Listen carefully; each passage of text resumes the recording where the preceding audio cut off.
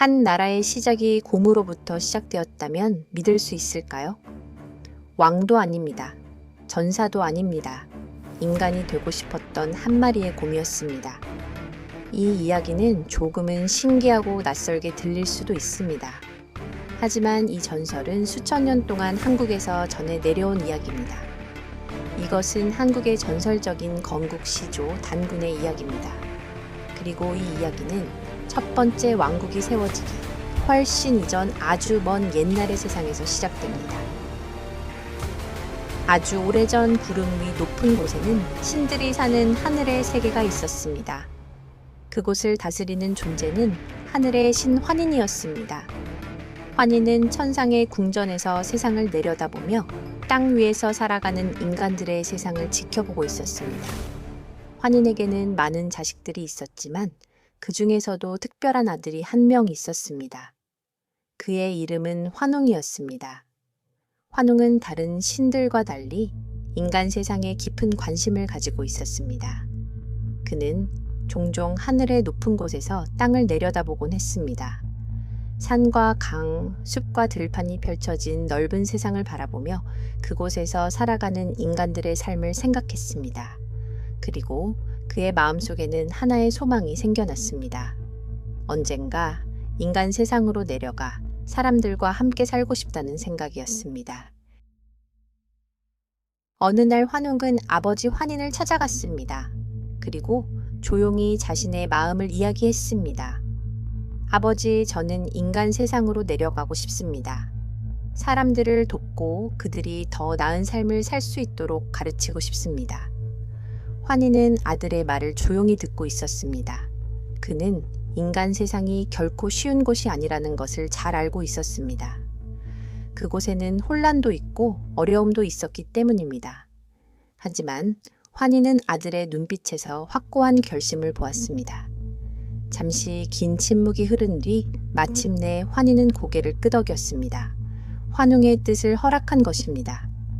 환웅은 인간 세상으로 내려가게 되었습니다. 그리고 그는 혼자가 아니었습니다. 그와 함께 3,000명의 무리가 인간 세상으로 내려가게 됩니다. 그들은 새로운 시대를 시작하기 위해 하늘을 떠나게 됩니다. 환웅과 그의 무리는 하늘에서 천천히 내려오기 시작했습니다. 그들은 구름과 안개를 지나 마침내 신성한 산에 도착했습니다. 그 산은 태백산이라 불리는 곳이었습니다.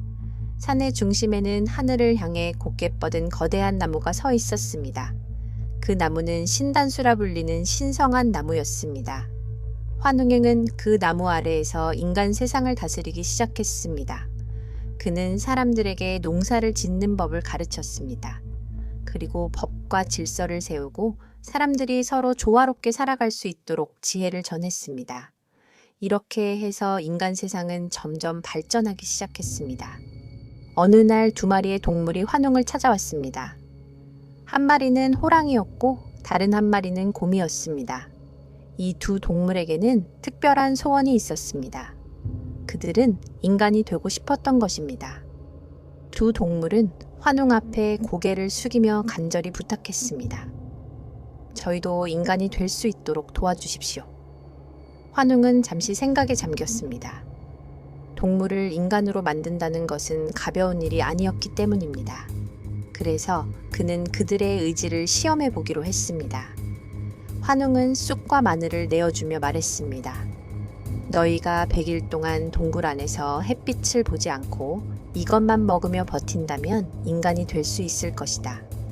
두 동물은 그 시험을 받아들이기로 합니다. 그리고 어두운 동굴 속으로 들어갔습니다. 동굴 안은 어둡고 조용했습니다. 시간은 천천히 흐르기 시작했습니다. 처음에는 두 동물 모두 시험을 견디려 노력했습니다. 하지만 시간이 지나자 호랑이는 점점 지쳐갔습니다. 햇빛이 그리웠고 숲의 자유가 그리웠습니다. 결국 호랑이는 더 이상 참지 못하고 동굴을 뛰쳐나가 시험을 포기하고 말았습니다. 하지만 곰은 여전히 그곳에 남아 있었습니다. 곰은 조용히 묵묵히 시간을 견디며 어둠 속에서 시험을 계속 이어갔습니다. 그리고 마침내 100일이 지나자 놀라운 일이 일어났습니다.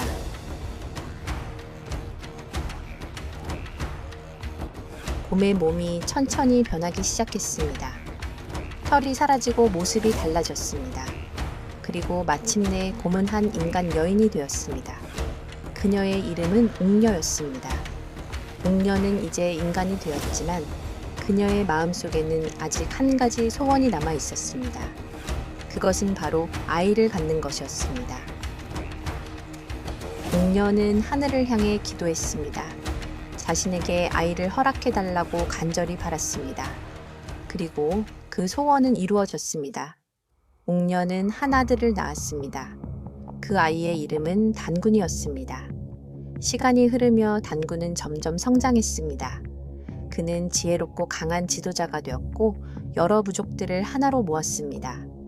그리고 마침내 하나의 나라를 세웠습니다. 그 나라의 이름은 고조선이었습니다. 곰이 인간이 되고 그 후손이 나라를 세웠습니다. 이것이 바로 한국의 시작을 전하는 전설입니다. 수천 년 동안 사람들은 이 이야기를 전해왔습니다. 그리고 오늘날에도 이 전설은 여전히 기억되고 있습니다. 이 이야기는 한 민족의 시작을 전하는 상징적인 이야기입니다. 이것이 바로 단군 신화입니다.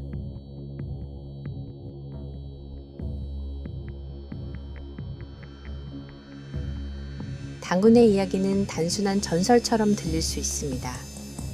하늘에서 내려온 왕자, 인간이 된 곰, 그리고 나라의 탄생.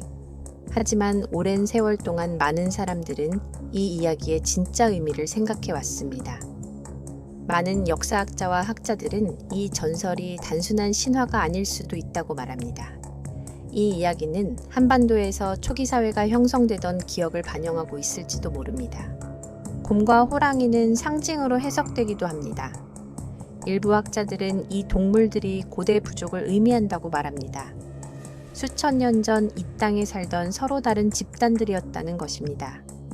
이 해석에 따르면 곰 부족은 새로운 사회에 적응하는 데 성공했고 호랑이 부족은 그렇지 못했습니다.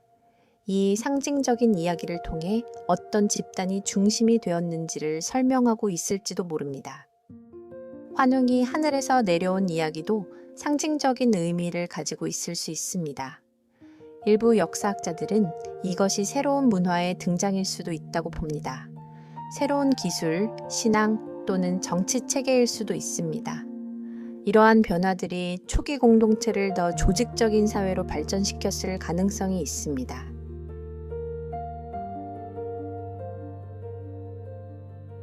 전설 속에서 단군은 최초의 한국 국가를 세운 인물이 됩니다.